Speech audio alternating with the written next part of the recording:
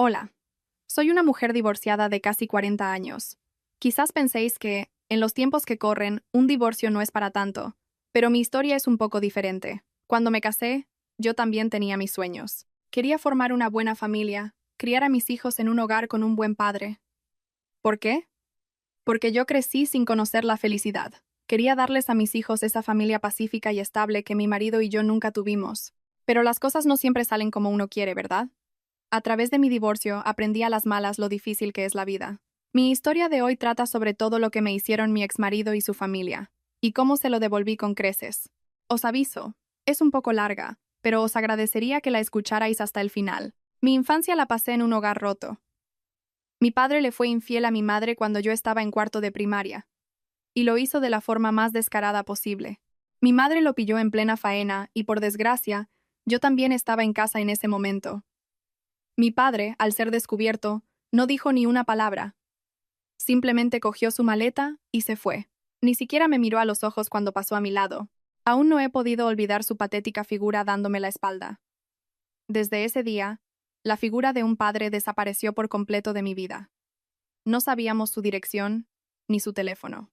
Por lo que me contaron después, jamás pagó un céntimo de la pensión alimenticia. Se fue a vivir a otra ciudad con aquella mujer, formó una nueva familia y, por lo visto, le iba muy bien. Mientras tanto, ni una sola llamada para mi hermano o para mí. Menuda desgracia tener un padre así. Aún con un padre tan miserable, mientras crecía, siempre me sentí sola. En el colegio, cuando mis amigos hablaban de sus padres, yo me quedaba callada. En las fiestas escolares, ver a los otros padres animando a sus hijos me hacía escaparme al baño a llorar. Recuerdo una vez que vi al padre de un amigo comprarle un helado después de un partido, y no os podéis imaginar la envidia que sentí. Ver a los niños paseando de la mano de sus padres me hacía llorar, preguntándome por qué yo no podía tener un padre así. Fue entonces cuando tomé una decisión. Cuando me casara, me aseguraría de que mis hijos tuvieran el mejor padre del mundo. Les daría todo para que nunca sintieran la soledad que yo sentí. Mi madre, para criarnos a mi hermano pequeño y a mí, trabajaba desde el amanecer hasta bien entrada la noche. Hizo de todo. En restaurantes, en fábricas, limpiando. No hubo trabajo que no probara. Cuando llegaba a casa, estaba tan agotada que se desplomaba en la cama, y al despertar, volvía a salir. Verla así me partía el alma, y pensé que debía empezar a ganar dinero cuanto antes. Para mí, ganar dinero era más importante que sacar buenas notas. Justo después de terminar el bachillerato, un familiar me consiguió trabajo en una empresa de reformas. Al principio, como la novata, me encargaba de todos los recados. En las obras acarreaba materiales, retiraba escombros, limpiaba, hacía todo lo que me pedían. Por supuesto que fue duro. Muchos me menospreciaban por ser mujer en un mundo de hombres, y otros me cargaban con los trabajos más pesados mientras me soltaban comentarios como «¿Y una chica que hace aquí metida?». A pesar de todo, aguanté y aprendí a base de esfuerzo. Aprendí a mezclar la pintura, la técnica para empapelar, a colocar azulejos. Lo observé todo con atención y lo practiqué con mis propias manos. Después de unos años había mejorado mucho. Con la experiencia en las obras, mi ojo se agudizó y mis manos se volvieron más rápidas. El jefe llegó a decirme que yo llegaría lejos en ese sector. Así, aprendiendo y ahorrando, cuando pasé la treintena, monté mi propio pequeño equipo de reformas y empecé a trabajar como subcontratada. Al principio, empecé con pequeños encargos gracias a conocidos, pero el boca a boca hizo que el trabajo fuera llegando poco a poco. Aún había quien me miraba con recelo, una mujer joven al frente de un equipo de reformas, pero cuando veían el resultado, acababan por reconocerme el mérito. Así fue como, a base de tesón, levanté mi propio negocio. Y entonces fue cuando conocí a mi exmarido. Creo que fue ahí cuando mi vida empezó a torcerse. Él era un chico que conocía de antes, un año mayor que yo, que vivía en mi misma urbanización cuando éramos niños. Como vivíamos cerca, fuimos muy amigos, pero perdimos el contacto cuando me mudé al empezar el instituto. Y de repente, con más de 30 años, nos reencontramos por casualidad. Parecía cosa del destino. Un día, después de una reunión con un cliente, fui con unos compañeros a tomar algo a un bar. Era un local pequeño, con un letrero discreto y apenas 3 o 4 mesas. Nada más abrir la puerta, el hombre que estaba en la barra se me quedó mirando fijamente, y sus ojos se abrieron como platos. «Oye, ¿tú no eres Lucía? Soy Javier, ¿no te acuerdas?». Al oír su nombre me quedé de piedra. Al fijarme bien, era él. Su cara había cambiado un poco, pero sus ojos eran los mismos. «Javier, no me lo puedo creer». De la alegría, no sé ni cuántas horas estuvimos hablando ese día. Despaché a mis compañeros y me quedé hasta que cerró el bar. Empezamos a recordar nuestra infancia y terminamos contándonos qué había sido de nuestras vidas. Resultó que él era el dueño de aquel bar, pero al escuchar su historia, sentí un poco de pena. Su situación no era muy buena. Ya sabes cómo estamos los autónomos. A mí, me pasa igual. El negocio va justo, no tengo ahorros y apenas mantengo el local a flote. Después de pagar el alquiler, casi no me queda nada. Pero es tu bar, ¿no? Eres el jefe. Con el tiempo, seguro que las cosas mejoran. Jefe. Más bien sobrevivo día a día, me dijo. Pero lo hizo con una sonrisa. Me gustó esa actitud positiva. A partir de entonces, empecé a pasarme por su bar a menudo. De pequeño, Javier siempre había tenido un carácter muy noble, y al reencontrarme con él me sorprendió ver que, con más de 30 años, seguía siendo igual de puro y sencillo. Si un cliente le pedía que le fiara, era incapaz de decir que no. Una vez, estaba yo en el bar cuando llegó un conocido del barrio y le dijo: «Javier, apúntamelo este mes, anda». Y él, sin decir nada, le sirvió la copa. Cuando más tarde le dije que así iba a arruinar el negocio, se rascó la cabeza y sonrió. «¿Qué le voy a hacer? Es un colega del barrio, no puedo decirle que no». Así era él, incapaz de decir una palabra más alta que otra, con la bondad escrita en la cara. Además, le daba de comer a los gatos callejeros y se llevaba bien con todos los comerciantes de la zona. También lo vi quedarse hasta la madrugada, después de cerrar, limpiando y fregando los platos él solo. Me dijo que no tenía dinero para contratar a nadie. Cuando me ofrecía a ayudarle, se negaba una y otra vez. Esa faceta suya también me pareció admirable. Pero lo que de verdad me hizo sentir algo más por él fue cuando hablamos de niños. Al hablar de ellos, sus ojos brillaban. Tenía el móvil lleno de fotos de sus sobrinos y de los hijos de sus amigos. Se notaba que los adoraba. Los niños me dan paz. Son tan monos y adorables. Quiero ser un buen adulto para ellos y, algún día, un buen padre. Sus palabras sonaron sinceras. Para mí, que no había tenido padre, esas palabras calaron muy hondo. Pensé, este hombre puede hacer realidad el sueño que siempre he tenido. Un día, después de trabajar hasta tarde, pasé por su bar. Eran más de las 11 de la noche, y yo estaba agotada. Solo quería verle la cara un momento antes de irme a casa, pero al verme, me tendió una bolsa. ¿Has cenado? No, todavía no. Lo imaginaba. Te he comprado un potaje para llevar de ese sitio que tanto te gusta. Cómetelo en casa. En ese momento, casi se me saltan las lágrimas. Sentí una gratitud inmensa al saber que había alguien que se preocupaba por mí. Tuve una revelación. Este hombre sería un buen marido y un buen cabeza de familia. Un hombre cariñoso con su mujer y atento con sus hijos. Alguien que trabajaba duro sin quejarse y se preocupaba por los demás. Así empezó nuestra relación. Después de salir durante un año, empezamos a hablar de boda. Yo ya tenía 35 años y sentía cierta prisa, pero cada vez que sacaba el tema, él cambiaba de conversación. Su expresión se ensombrecía y suspiraba. Como ya te dije, no tengo muchos ahorros. No puedo aportar nada para una casa. ¿Cómo vamos a casarnos? No te preocupes por eso. La casa la buscamos juntos. No te agobies por el dinero. No, es que...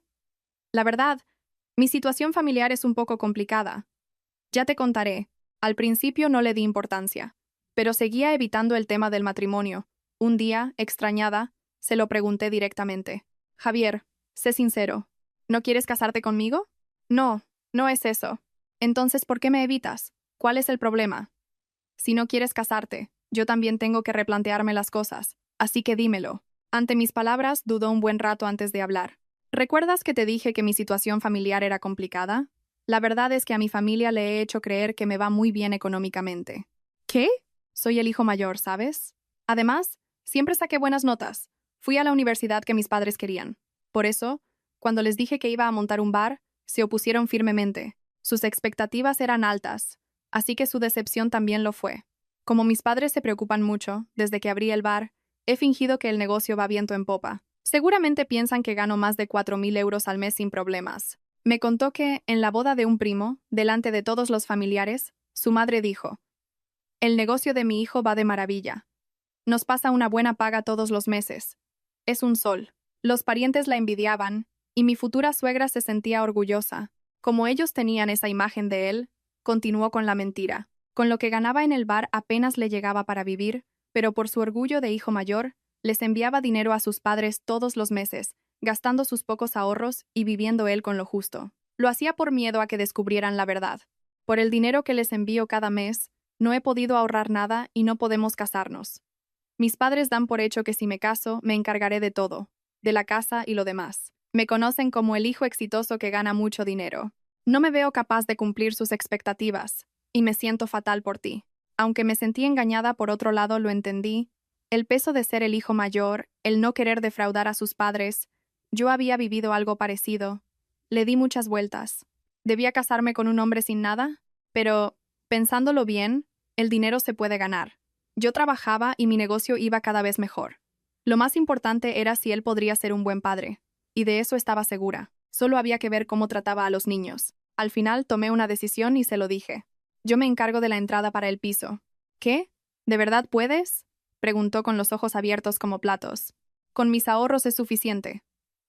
Pero con una condición. El piso estará a mi nombre. Yo me encargaré de la reforma y también llevaré la economía de la casa. ¿Te parece bien? Claro que sí. ¿Estás segura? Sí, no me importa. No sabes cuánto te lo agradezco, dijo, cogiéndome las manos. Entonces me pidió un favor más. ¿Podrías guardar el secreto a mi familia? Aunque sea una cara dura por mi parte. ¿Podemos decir que la casa la he conseguido yo? Es por mantener las apariencias. Que se supiera que la casa la había pagado yo lo dejaría en mal lugar ante sus padres. Me dio un poco de reparo, pero salvarle la cara de esa manera no me pareció tan grave. Al fin y al cabo, lo importante era que viviéramos bien juntos. Así que acepté guardar el secreto. Con la promesa de matrimonio, fuimos a conocer a sus padres. Javier les había llamado para decirles que íbamos de visita, y por lo visto se pusieron contentísimos. Su hijo por fin se casaba. El primer encuentro fue genial. Parecían personas muy amables y encantadoras. Cuando llegamos a su casa, la madre nos recibió en la puerta. «¡Pero qué chica más guapa!» «Nuestro hijo ha encontrado a una buena mujer», me dijo, cogiéndome de la mano y ofreciéndome fruta. El ambiente fue muy agradable todo el tiempo. El padre era más callado, pero sonreía afablemente y me hacía preguntas. «¡Qué alivio!», pensé. Si la familia política era buena, ya no había nada de qué preocuparse. Pero después de una hora, empezaron las preguntas. La madre, mientras me servía un té, me preguntó, «¿Y tú, muchacha, a qué te dedicas?» «Trabajo en interiorismo. Dirijo un pequeño equipo de reformas». «¿Reformas?» La expresión de mi suegra cambió sutilmente. ¿Eso qué es? ¿Trabajo de obra? Sí. Bueno, a veces estoy en la obra, otras diseño. Hago un poco de todo. Vaya, una mujer trabajando en eso. No era la primera vez que oía algo así, pero pensaba que la idea de que una mujer no puede trabajar en la construcción ya estaba superada. Su tono de voz me molestó, pero no le di más importancia. La siguiente pregunta fue sobre mi edad. ¿Y cuántos años tienes? Al decirle mi edad, mi suegro suspiró. Lo hizo de forma muy evidente. Soltó un suspiro y negó con la cabeza. A esa edad, ya va siendo tarde para tener hijos. De repente, el ambiente se volvió gélido. Mi suegra se quedó callada y mi suegro miraba al vacío. Las mismas personas que me habían recibido con tanta alegría se habían vuelto frías. Javier, a mi lado, no sabía dónde meterse. Yo no entendía nada. «¿Qué está pasando aquí?», pensaba. A partir de ese momento, mis suegros apenas hablaron. La comida fue incómoda y evitaban mirarme a los ojos. Sentí que me estaban evaluando, como si calcularan si yo era una nuera útil o no. De vuelta a casa, le pregunté a Javier, «¿Por qué se han puesto así tus padres? ¿He hecho algo mal?» «Perdona, es que son un poco chapados a la antigua. Se acostumbrarán».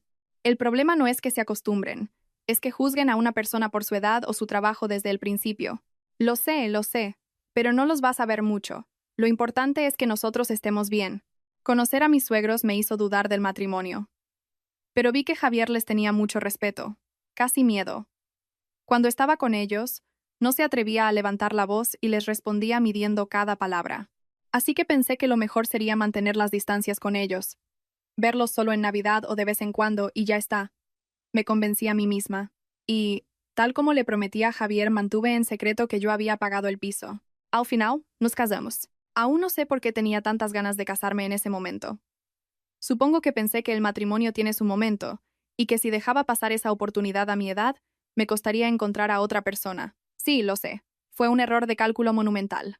Al empezar a vivir juntos, me di cuenta de que el bar de mi marido iba mucho peor de lo que pensaba. Había días en los que apenas entraba gente, y la mayoría de las veces no llegaba a servir ni 10 mesas en todo el día. Realmente, apenas sacaba para pagar el alquiler. Algunos meses incluso tenía pérdidas. Sinceramente, creía que lo mejor era cerrar el negocio. La ubicación era mala. Había mucha competencia, y el bar no tenía nada especial. Así que le sugerí que buscara otra cosa. Javier, si el bar sigue así, lo vamos a pasar mal. ¿Por qué no buscas otro trabajo? ¿Empezar de nuevo? ¡Qué pereza! ¿Pereza? Estamos hablando de nuestro futuro. ¿Y si nos arruinamos? No nos vamos a arruinar. Ya saldrá algo. Me di cuenta de que simplemente no quería empezar nada nuevo. Prefería seguir con lo que ya tenía. Aunque sabía que no funcionaba, le daba pereza cambiar. Su actitud me desesperaba. Pero como era su negocio, tampoco podía presionarlo demasiado. Unos 3 meses después de casarnos, de repente, me habló de expandir el negocio.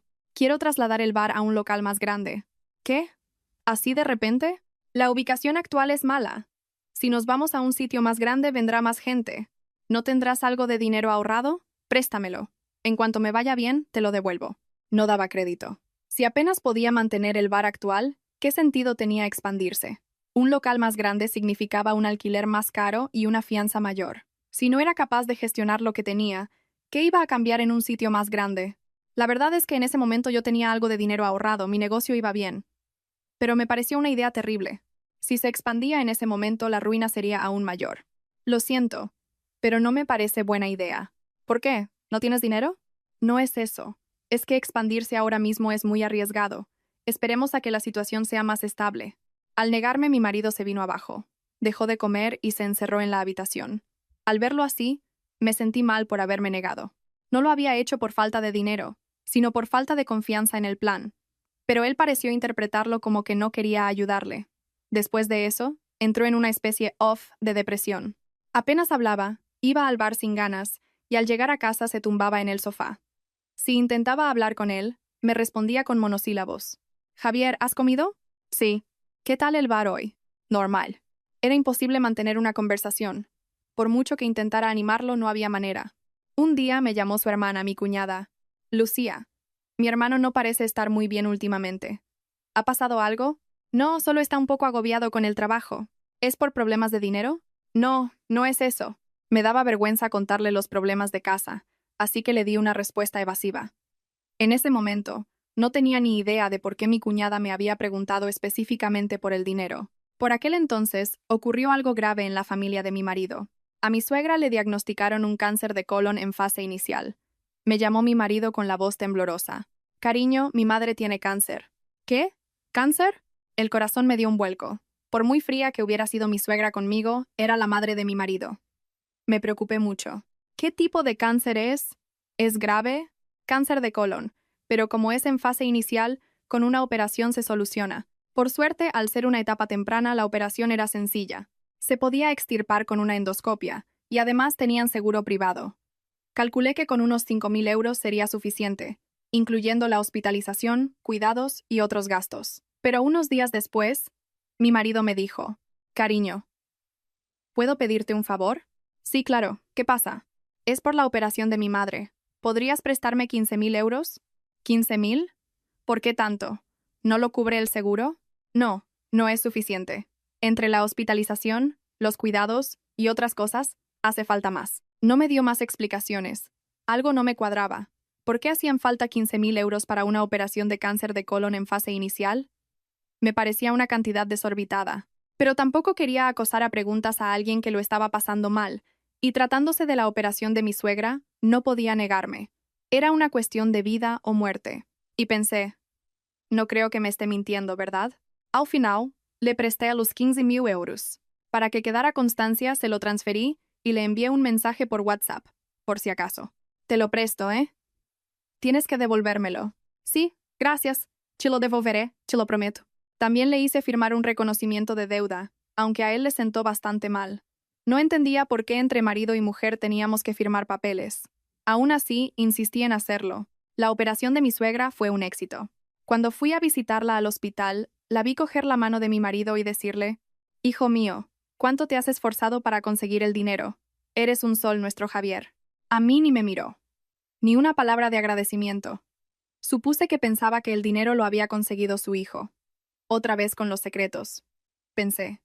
y no dije nada. Al fin y al cabo, si me lo devolvía, era como si el dinero hubiera sido suyo. Tiempo después de que mi suegra recibiera el alta, le pregunté a mi marido con tacto, ¿cuándo crees que podrás devolverme el dinero? Ah, eso. Mi madre todavía se está recuperando. Un poco más adelante. Ya veremos. Y ahí quedó la cosa. Nunca me dijo cuándo era un poco más adelante. Me sentí inquieta, pero como éramos un matrimonio y lo quería, no insistí. Poco después de casarnos, mi negocio de interiorismo empezó a ir viento en popa. Gracias a un conocido, me encargaron la reforma de una cafetería grande. Cuando publiqué las fotos del resultado en redes sociales, se hizo viral. Recibí miles de me gusta y comentarios preguntando por mi trabajo. ¿Dónde está este sitio? El ambiente es increíble. ¿Me podéis dar el contacto de la empresa de reformas? A partir de entonces los encargos se multiplicaron. Cafeterías, restaurantes, oficinas e incluso reformas de viviendas. Tuve que contratar a 2 personas más. Trabajaba sin descanso, haciendo horas extra y yendo a las obras los fines de semana. Estaba agotada, pero ver que mi trabajo era reconocido y que los ingresos aumentaban me hacía sentir muy orgullosa. Sin embargo, no le conté los detalles a mi marido. Sabía que si lo hacía, volvería a salir el tema de expandir su negocio. Era evidente que me diría, si tienes dinero, ayúdame con mi bar. Sinceramente, no quería invertir el dinero que tanto me había costado ganar en un negocio que estaba abocado al fracaso. Mientras yo trabajaba día y noche, él se lo tomaba con calma. Si estaba cansado, no abría el bar. Si le apetecía beber, cerraba temprano. Por supuesto, tampoco le dije nada a su familia. Con ellos, menos todavía. Sabía que si se enteraban de que tenía dinero, se inventarían cualquier excusa para pedírmelo. Pensando en qué hacer con el dinero, decidí comprarle un coche a mi madre. Hacía poco que la habían operado de la rodilla y su coche viejo se había estropeado. Se movía en transporte público y con el dolor de rodilla era un suplicio para ella. Firmé el contrato del coche y se lo di como regalo sorpresa el día de su cumpleaños. Aún recuerdo su cara. ¿Qué es esto? ¿Un coche? Sí, mamá, es tuyo. A partir de ahora usa este. Estás loca. ¿Cuánto te ha costado esto? Últimamente me va bastante bien. Le sigo pasando la misma ayuda a casa, esto lo he pagado con dinero que he ahorrado aparte. Mamá, has trabajado muy duro toda tu vida. Te mereces ir cómoda. Al oírme, mi madre se echó a llorar. Ya me siento mal por todo lo que sufriste de pequeña. Y ahora encima me haces estos regalos, decía. Yo también rompí a llorar. Me sentía increíblemente agradecida por poder cuidar de mi madre con el dinero que había ganado con mi esfuerzo. Pero un día, mi marido se enteró de todo. Fue durante una visita a mi madre por Navidad. Fuimos juntos, y ella, encantada de vernos, nos preparó una comida deliciosa. Estábamos comiendo y charlando animadamente cuando de repente mi madre dijo sin pensar, Javier, gracias por el coche. Me han dicho que el negocio de Lucía va muy bien ahora. Dile que no trabaje tanto. Yo le había pedido que no dijera nada, pero se le escapó. En ese instante, la cara de mi marido se transformó. Dejó los cubiertos en el aire y me miró fijamente. Sentí un sudor frío recorrer mi espalda. Mi madre, sin darse cuenta, siguió hablando. Mi hija lo pasó muy mal de pequeña, pero ahora que le va bien, no sabes lo contenta que estoy. Durante todo el camino de vuelta a casa, mi marido no dijo una palabra. Apretó las manos en el volante con fuerza y la mandíbula tensa. No puso la radio, solo condujo en silencio. El ambiente era tan tenso que parecía que iba a estallar en cualquier momento. En cuanto aparcamos en el garaje y entramos en casa, cerró la puerta de un portazo y explotó. O sea que a mí me dices que no tienes dinero, pero a tu madre le compras un coche. Javier, eso. No me vengas con historias. A mí me dices que no puedes ayudarme a expandir el negocio y luego esto. Me sentí muy ofendida. El dinero del coche era de un bonus por un proyecto extra. Yo pagaba la mayor parte de los gastos de la casa y, aunque a mi madre no le había dado mucho, a sus padres nunca les había faltado su paga. Además, yo le había prestado 15.000 euros para la operación de su madre. Ese dinero lo gané yo, trabajando horas extra y fines de semana. Si no contribuyera a los gastos de casa, lo entendería. Pero ¿cuál es el problema? ¿Cuál es el problema? Que tu marido se puede morir de hambre, pero a tu madre le compras un coche. ¿Te parece normal? Mide tus palabras. No es mi madre, es tu suegra. Y a tus padres nunca les ha faltado su paga. Tampoco es suficiente. Si somos sinceros, más del 80% de ese dinero lo he ganado yo, ¿no? Al decirle lo que pensaba, mi marido se enfureció aún más. Empezó a gritar. ¿Me estás menospreciando? ¿Tan poca cosa soy para ti? No te estoy menospreciando, solo digo la verdad. Cállate, pesetera de mierda. Y ese día empezaron los insultos. Pesetera, ¿quién te crees que eres? Ubícate. Te crees mucho por ganar un poco más de dinero. Me llovían los insultos constantemente. Me quedé en shock. No podía creer que aquella persona tan noble pudiera decir cosas así. El mismo hombre que era tan cariñoso con los niños me insultaba a mí sin piedad. Parecía otra persona. De repente, mi marido empezó a exigirme algo nuevo. Dame la contraseña de tu cuenta bancaria. ¿Qué? ¿Para qué? Somos un matrimonio que tienes que ocultar. Yo también te doy la mía. Al principio me negué. ¿Por qué tenía que darle la contraseña de mi cuenta? Pero me lo pedía todos los días, buscando pelea, y acabé agotada. Desde que me levantaba hasta que me acostaba, era un bombardeo constante. ¿Por qué no me das la contraseña? ¿Qué escondes? Tenía que trabajar, y la guerra diaria en casa era insoportable. Al final, le di la contraseña de una cuenta de ahorros que apenas usaba y que tenía poco movimiento. ¿Contento? Ahora déjame en paz. Vale, de acuerdo. Lo siento, he estado muy tenso últimamente. En cuanto se la di, se disculpó. Actuaba con una dulzura que parecía que nunca hubiera gritado. Fui una estúpida. Se la di solo para acabar con las peleas, sin tener ni idea de las consecuencias que aquello traería. Curiosamente, después de darle la contraseña, los insultos de mi marido cesaron por completo. El hombre que me había estado insultando y humillando a diario cambió de la noche a la mañana. Por la mañana me traía el café a la cama. Cuando volvía del trabajo me recibía en la puerta diciéndome: «Hoy has tenido un día duro, ¿verdad?», mientras me cogía el bolso. Los fines de semana me proponía ir a comer a sitios bonitos y reservaba en mi restaurante italiano favorito. Incluso me sorprendía con ramos de flores. ¿A qué viene todo esto? Nada, es que he estado muy borde últimamente y quería pedirte perdón. Se comportaba como el chico noble que conocí en nuestra época de novios. El que me trajo el potaje, el que hablaba de los niños con los ojos brillantes. Por fin ha recapacitado, pensé.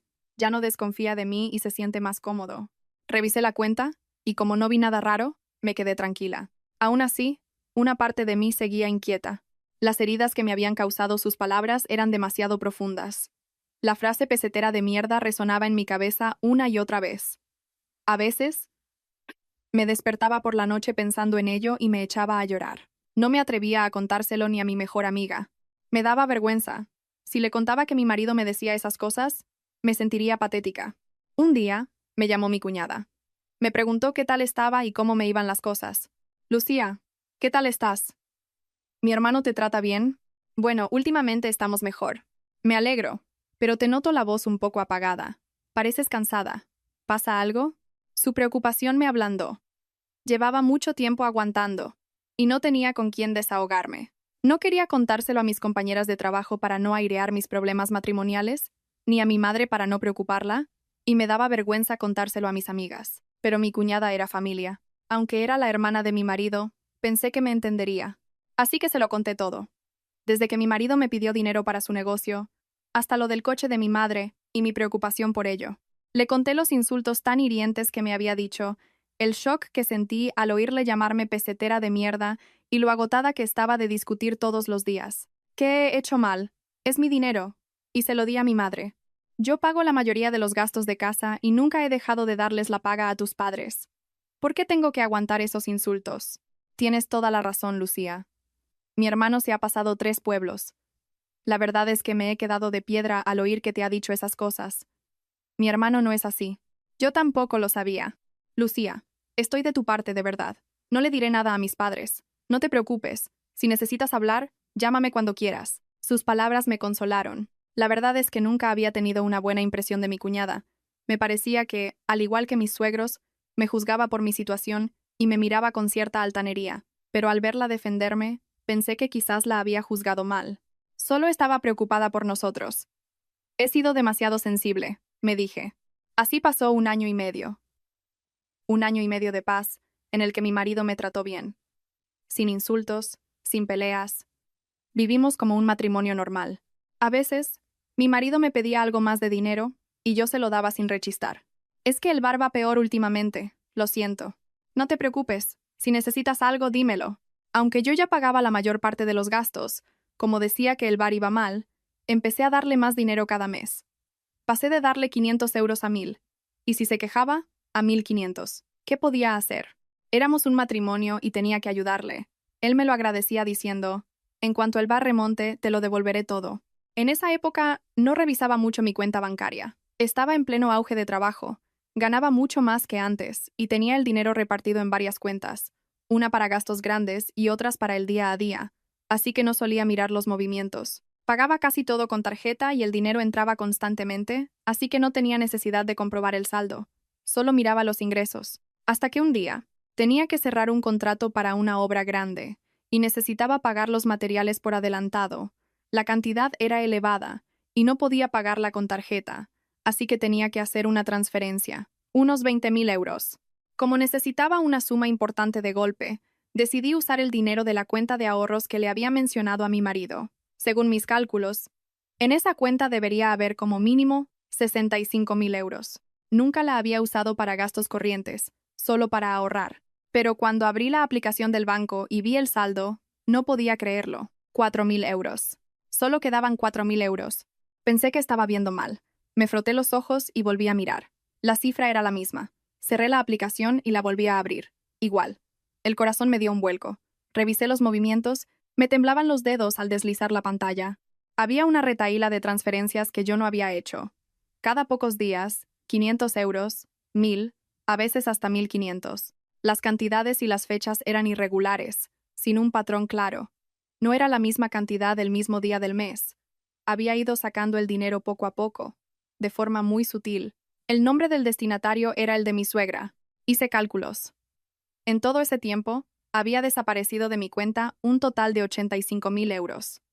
El dinero que yo había ganado con mi sudor se estaba yendo a la familia de mi marido. Estaba claro que lo había sacado con la contraseña que yo le di. Y encima, me pedía más dinero a mí directamente. Me estaba robando por partida doble. Mi marido había sido muy astuto. Había configurado la cuenta para que solo recibiera notificaciones de los ingresos, pero no de las retiradas. Había entrado en los ajustes de mi móvil y lo había cambiado sin que yo me diera cuenta. Yo no suelo tocar esas cosas, así que solo veía el dinero que entraba, pero no tenía ni idea del que salía. Había sido todo un plan. Corrí al baño, cerré la puerta con pestillo y me derrumbé en el suelo. Me temblaban las manos, la mente se me quedó en blanco y las lágrimas empezaron a brotar. No podía respirar, sentía una opresión en el pecho y me mareaba. Tuve que agarrarme al lavabo para poder levantarme. ¿Cómo había podido hacerme esto la persona en la que confiaba? El hombre que yo creía tan noble me había estado robando a mis espaldas, y no una pequeña cantidad, sino más de 85.000 euros. Pero no podía quedarme llorando. Tenía que descubrir la verdad. Esa noche, decidí mirar el móvil de mi marido a escondidas mientras él dormía después de llegar de madrugada. Esperé a que estuviera roncando. Me acerqué sigilosamente y cogí su teléfono. Él pensaba que yo no sabía su contraseña, pero de tanto verlo teclearla de reojo, me la sabía de memoria. Con las manos temblorosas, desbloqueé el teléfono. Abrí WhatsApp y busqué sus conversaciones. Tenía un chat privado con su hermana, mi cuñada. El corazón me latía con fuerza mientras abría la conversación más reciente. Vi un mensaje de ella. Oye, ¿y ella no se da cuenta? Mi marido había respondido. ¿Qué va? Es tan tonta que ni se entera de que le falta dinero. No mira la cuenta. Como ahora gana mucho, no necesita tocar los ahorros y ni se fija. Ya me encargué de todo desde el principio. O sea que puedes seguir sacando sin que se entere. De momento sí. Cuando abramos el negocio le devolveré una parte y pediré el divorcio. Espero poder montarlo todo antes de que me pille. Eso es lo que me preocupa. ¿Negocio? ¿Qué negocio? ¿Divorcio? ¿De qué estaba hablando? Casi se me cae el móvil de las manos. Lo sujeté con fuerza y seguí subiendo en la conversación. Vi los mensajes antiguos. Descubrí que había sido mi cuñada quien le contó a mi marido lo del coche de mi madre. Oye, que Lucía le ha comprado un coche a su madre. ¿Cuánto estará ganando? Ya lo sé. No sé cuánto gana, pero debe de ser una pasta. Estoy aprovechando eso para echarle cosas en cara. Era exactamente lo que yo le había contado a mi cuñada. La que se suponía que estaba de mi parte, la que me prometió guardar el secreto. Se lo había contado todo a mi marido. Era una espía. Seguí buscando y encontré un grupo de WhatsApp familiar. Se llamaba Nuestra Familia. Yo no estaba en ese grupo. Al leer las conversaciones, se me heló la sangre. Había un mensaje de mi suegra. Javier, gracias por la paga de este mes. No tenemos otro hijo como tú. ¿Paga? El dinero que me había robado a mí se lo enviaba como si fuera una paga que él les daba. Mi suegra pensaba que era el dinero que su hijo ganaba con tanto esfuerzo. También había mensajes de mi cuñada. Mamá, que la otra le ha comprado un coche a su madre. Debe de estar forrada. Mi suegra respondió. Esa, con todo el dinero que tiene. ¿Y qué tacaña es con nosotros? Javier nos pasa la paga todos los meses. y la nuera, como si no existiéramos. Ya ves. La verdad es que se le han subido un poco los humos. ¿Qué le vamos a hacer? Qué mala suerte la mía. Que yo era tacaña, cuando el dinero que recibían era el que me habían robado a mí. ¿Y quién les había prestado 15.000 euros para la operación? ¿Quién les había dado dinero en cada ocasión especial, en sus cumpleaños, siempre con mi dinero? Me temblaban las manos. Apreté el móvil con fuerza mientras las lágrimas caían sobre la pantalla. Devolví el teléfono a su sitio y volví al baño. Cerré la puerta con pestillo y lloré en silencio, ahogando los sollozos con una toalla. Mi cuñada, en quien había confiado, me había traicionado. Mi marido, a quien creía un hombre bueno, era un estafador. Llevaba 2 años engañada. Qué estúpida, qué ingenua había sido, pero no podía quedarme de brazos cruzados. ¿Voy a dejar que se salgan con la suya? Ni hablar, me dije. Tomé una decisión. Me vengaría. Y sobre todo, no podía dejar que se dieran cuenta de que lo sabía todo. Tenía que actuar. Igual que ellos habían hecho conmigo. A partir de ese día, empecé a registrarlo todo. Aprovechaba la hora de la comida en el trabajo, y me levantaba de madrugada, cuando mi marido llegaba y se dormía, para organizar la información. Hice capturas de pantalla de todas las transferencias de mi cuenta, los 85.000 euros. Las organicé por fechas y creé una hoja de cálculo en Excel. Quería que se viera de un vistazo cuándo, cuánto y a dónde había ido el dinero. Necesitaba pruebas contundentes de que ese dinero había salido de mi cuenta sin mi consentimiento. Luego, recopilé todos los gastos que había tenido con su familia desde la boda.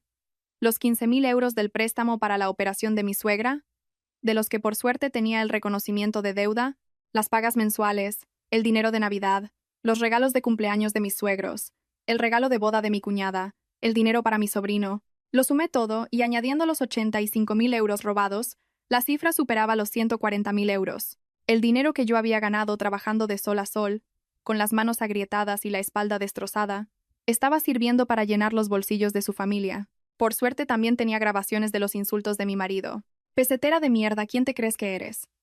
En su momento las grabé por la rabia, para tener pruebas si volvíamos a discutir, pero ahora veía que me serían muy útiles. Podría usarlas para pedir una compensación por daños morales. Con mi marido actué como si no pasara nada. Por la mañana le sonreía y le decía, «Que tengas un buen día, cariño». Por la noche cenábamos juntos. Los fines de semana íbamos al supermercado. Por dentro me moría de rabia, pero no podía demostrarlo. Si se daba cuenta, podría destruir las pruebas. Así que apreté los dientes y aguanté. En cuanto tuve un hueco, fui a ver a un abogado. Le expliqué toda mi situación y le enseñé las pruebas. El abogado las revisó detenidamente y me dijo, «Esto es claramente un delito. Aunque seáis matrimonio, sacar dinero de una cuenta personal sin permiso constituye un delito de apropiación indebida. Podemos presentar una denuncia penal. Con estas pruebas, es más que suficiente. Tiene las grabaciones, los extractos bancarios. Puede denunciarlo». Sus palabras me dieron fuerzas. Había una solución. No tenía por qué aguantar esto. Pero la palabra negocio que había leído en el chat me seguía rondando la cabeza. ¿A qué se refería? ¿A la expansión del bar? ¿O a algo que planeaba hacer después del divorcio? Tenía que investigarlo. Volví a mirar su móvil de madrugada, esta vez con más soltura. Releí las conversaciones del grupo familiar, subiendo más en el historial. Encontré mensajes de hacía varios meses.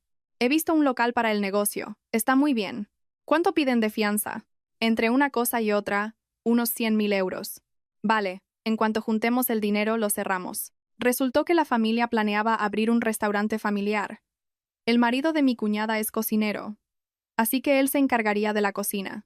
Mi marido, con su experiencia en hostelería, se encargaría de la gestión. Mis suegros y mi cuñada también tendrían sus funciones. Era un proyecto familiar en el que todos estaban implicados. Habían juntado sus ahorros, los del matrimonio de mi cuñada y, por supuesto, el dinero que mi marido les enviaba. El dinero que sin que ellos lo supieran era mío. El plan era que el dinero que mi marido transfería a la cuenta de mi suegra se usara para la fianza y la reforma del local. Con la idea de abrir el restaurante, todos habían dejado sus trabajos. Mi suegro, sus chapuzas. Mi cuñada, su empleo. Toda la familia había apostado su futuro a ese negocio. Si salía bien, triunfarían juntos. Si salía mal, se arruinarían juntos. Aquí es donde tengo que atacar, pensé. Si les doy donde más les duele. Si recuperaba mi dinero, su sueño del restaurante se iría al traste. Mientras tanto, mi marido seguía actuando con una amabilidad empalagosa. Que tengas un buen día. Por la mañana. ¿Has cenado? Por la noche. Actuaba con una sonrisa, sin saber que yo lo sabía todo. Después de haberme insultado y humillado de esa manera. ¿Cómo estás tan cansada últimamente? Gracias por todo, de verdad, me decía. Cada vez que oía esas palabras, sentía que la bilis me subía por la garganta. Era repugnante. ¿Cómo podía ser tan cínico? ¿Cómo podía sonreírme así mientras planeaba divorciarse de mí? Yo le seguí el juego. Gracias a ti también, cariño, le respondía. No os imagináis lo difícil que fue actuar. Tuve que reprimir las ganas de vomitar para poder sonreír. Una noche, mi marido me habló como si nada. ¿Qué cenamos hoy? ¿Pedimos pollo? Sentí que había llegado el momento. Apagué la televisión y lo miré fijamente. Quiero el divorcio. Se quedó paralizado por un momento y luego sonrió, como si pensara que era una broma. ¿Qué? ¿A qué viene eso? ¿Ha pasado algo? El dinero que has estado sacando de mi cuenta. Lo sé todo. Su sonrisa desapareció de golpe. Sus ojos se abrieron como platos. 85.000 euros. Transferidos a la cuenta de tu madre. ¿Cómo? ¿Cómo lo sé? Es mi cuenta. He visto todos los movimientos. Llevas un año sacando dinero poco a poco. 500 euros, 1.000. Empezó a gesticular nervioso. El pánico era evidente en su cara. Espera, espera. Es un malentendido. Siento no habértelo dicho, pero pensé que me habías dado la contraseña para que usara el dinero si lo necesitaba. Pensaba devolvértelo, de verdad, en cuanto las cosas mejoraran. Además, no era un dinero que necesitaras urgentemente, ¿no? Ahórrate las excusas. Sabía que dirías alguna tontería. Devuélveme los 140.000 euros. 140.000 es la suma del dinero que me has robado más todo lo que he gastado en tu familia, la operación, las pagas, los regalos, todo. Eso es una locura. Sé que he hecho mal, pero eso es demasiado. Te he dicho que era un préstamo. Pues devuélveme el préstamo. Si no lo haces, te denunciaré por robo. Su cara se puso blanca como el papel. Le temblaban los labios. No pudo decir nada más. Está bien. Divorciémonos. Esa noche, oí a mi marido hablar por teléfono con su familia desde la habitación. Cerró la puerta y hablaba en susurros. Pero pegué la oreja y pude oír algo. Mamá, ¿tenéis dinero? Lucía me está pidiendo que le devuelva. No, es que... Bueno, ¿cuánto hay? No pude oír el resto de la conversación. Supongo que su madre le estaría pidiendo explicaciones. Ellos pensaban que el dinero era de su hijo. No entenderían nada. A la mañana siguiente me llamó mi suegra. Su voz era gélida. Ven a casa ahora mismo. De acuerdo. Por fin, pensé. Metí todos los documentos que había preparado en el bolso y me dirigí a su casa. Los extractos bancarios impresos, la hoja de cálculo, las capturas de pantalla de los chats, el móvil con las grabaciones. Iba armada hasta los dientes. Cuando llegué, toda la familia estaba reunida. En el salón estaban mis suegros, mi cuñada y su marido. Todos con cara de pocos amigos. Mi marido estaba en un rincón, con la cabeza gacha. En cuanto entré, mi suegra me gritó: «¡Tú, sinvergüenza! ¿Con qué derecho vienes a reclamar mi dinero?» No daba crédito. El que había robado mi dinero era su hijo. Pero yo iba preparada para todo, así que respondí con la misma desfachatez. «Señora, ¿de qué está hablando?» «Señora, como habrá oído, vamos a divorciarnos. Así que a partir de ahora es usted una señora. Ya no es mi suegra. El dinero que Javier se ha ganado con el sudor de su frente. ¿Por qué lo reclamas tú? ¿Acaso es tuyo?» Mi suegro intervino. «No se hacen estas cosas en familia. Aunque sea el dinero de tu marido, ¿cómo puedes, siendo su mujer, pedirle a su familia que se lo devuelva?» Mi cuñada me miraba con los brazos cruzados y cara de desprecio. Miré a mi marido. Seguía con la cabeza gacha, sin atreverse a mirarme. Este cobarde no les ha contado la verdad, pensé. Solo les ha dicho que su mujer le pide dinero. Se me escapó una risa. «Señora, mire esto». Saqué los documentos de mi bolso. El extracto de mi cuenta bancaria. Este es el extracto de mi cuenta. Como puede ver, todo este dinero ha salido de aquí. Lo sacó su hijo sin mi permiso. Mi suegra cogió los papeles. Al principio los miró por encima, pero poco a poco su cara se fue endureciendo. Ese dinero es mío, no de su hijo. Con lo que gana en ese bar, es imposible que les enviara esas cantidades. Ustedes sabían perfectamente que el bar no daba para tanto, pero fingieron no saberlo, y aceptaron el dinero, ¿verdad? Se hizo un silencio sepulcral. A mi suegra le temblaban las manos mientras miraba los papeles. Mi marido seguía sin levantar la cabeza. Mi suegro le preguntó en voz baja: «Javier, ¿es esto verdad?» Mi marido no respondió. Tras un largo silencio, asintió con la cabeza. Mi suegra dejó caer los papeles al suelo, se llevó las manos a la frente y se dejó caer en el sofá. «Entonces, ¿Ese dinero no era tuyo? ¿Todo el dinero que nos has estado enviando? Le gritó a mi marido. ¿Cómo has podido hacernos esto? ¿Engañar así a tus padres? Mamá, pensaba devolvérselo. Era como si fuera mi dinero. Cállate. ¿Esa es tu excusa? ¿Y con ese dinero pretendías que montáramos un negocio? Inútil. Mi suegro suspiró. Vaya, hijo. Con razón enviabas tanto dinero, presumiendo de que eras el hijo mayor y que eso era lo que tenías que hacer. Mi marido no decía nada, solo mantenía la cabeza gacha. Parecía patético. Y pensar que a mí me había parecido un hombre noble. Qué equivocada estaba. Sé que todos ustedes ignoraban la verdad, que me menospreciaban mientras alababan a Javier, dije. Eso puedo llegar a entenderlo. Pero que Javier haya sacado dinero de mi cuenta sin mi permiso, eso es un robo, incluso entre marido y mujer. Saqué el móvil y les enseñé la conversación con mi cuñada. Es tan tonta que ni se entera de que le falta dinero. Cuando abramos el negocio, le devolveré una parte y pediré el divorcio. Al leerlo, la cara de mi suegra se descompuso. Mi cuñada, pálida, intentó intervenir. Lucía, eso lo dijimos sin pensar. No era en serio. Seguí mostrándoles las capturas de pantalla de la conversación. Al ver sus propias palabras, la cara de mi cuñada se volvió blanca como la cera. Se quedó con la boca abierta, sin saber qué decir. Ya no puedes negarlo, ¿verdad? Fingiste estar de mi parte mientras se lo contabas todo a tu hermano. Y por la espalda, me llamabas creída. ¿Eso tampoco era en serio? A mi cuñada se le llenaron los ojos de lágrimas. Lucía, lo siento. Es demasiado tarde para pedir perdón. Miré a mi suegra. Voy a recuperar mis 140.000 euros. El dinero robado más todo lo que he gastado en esta familia. 140.000. Si no me lo devuelven, presentaré una denuncia penal. Su hijo tendrá antecedentes. La palabra antecedentes los dejó helados. ¿Denunciar a la familia? Hija, si ha cometido un error, hay que ser comprensiva, dijo mi suegro. ¿Familia? Reí. Después de cómo me han tratado, de cómo me han ignorado, yo nunca he sido parte de esta familia. Mi suegro se quedó sin palabras. Tienen el dinero que habían ahorrado para el restaurante. Úsenlo para pagarme. Al fin y al cabo, gran parte de ese dinero era mío desde el principio. Las caras de todos se contrajeron. Se habían dado cuenta de que yo sabía lo del restaurante. Me levanté y dije, les doy una semana, devuélvanme los 140.000 euros. Si no, presentaré la denuncia. Con antecedentes penales por robo, su hijo lo tendrá difícil para toda la vida. No podrá encontrar trabajo, ni alquilar un piso. Y dudo que pueda firmar el contrato de un local. Dicho esto, me dirigí a la puerta. Oí a mi suegra gritar, «¡Zorra!», a mis espaldas, pero no me di la vuelta. Me puse los zapatos, abrí la puerta y salí. En la calle, me temblaban las piernas. Pero sentía un alivio inmenso, como si me hubiera quitado un peso de encima. Una semana después, me llamaron. Fue mi marido.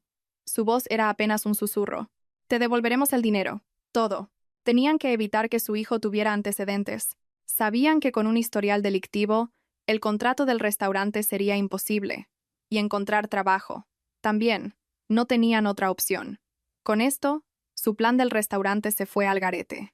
Habiendo dejado todos sus trabajos, se habrán quedado en una situación muy precaria. Y sinceramente, me alegré. Quisieron cumplir su sueño con mi dinero mientras a mí me llamaban tacaña y creída. Recuperé los 140.000 euros. Me los ingresaron en la cuenta y con la ayuda de mi abogado firmamos todos los documentos necesarios. Además, recibí una compensación, con las grabaciones de sus insultos pesetera de mierda, ¿quién te crees que eres? Le reclamé 20.000 euros por daños morales. Tras una negociación, llegamos a un acuerdo. En total, 160.000 euros. La recompensa por 2 años de sufrimiento. El piso estaba a mi nombre, así que mi marido se fue a casa de sus padres con las manos vacías. Se libró de los antecedentes, pero no tiene nada.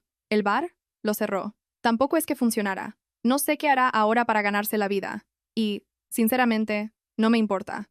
Mi sueño de darle a mis hijos un buen padre lo he aparcado de momento. Crecí sin padre y eso me marcó. Pero he aprendido que tener un padre malo es peor que no tenerlo. Hay padres que es mejor tenerlos lejos. En lugar de eso, he decidido ser una buena persona para mí misma, porque yo soy lo más importante. Protegeré mi dinero, mi vida, y viviré con la cabeza bien alta. Desde que me divorcié me siento liberada, como si me hubiera quitado un peso del estómago. Parece que el karma existe de verdad. Ahora estoy bien. El negocio va genial y estoy tranquila. A veces por la noche me tomo una copa de vino y pienso, ¿y si no le hubiera dado la contraseña? Pero si no lo hubiera hecho, quizás seguiría viviendo engañada. Prefiero haberlo descubierto. Antes de que fuera demasiado tarde, antes de que me quitaran más. Gracias por haber leído mi historia.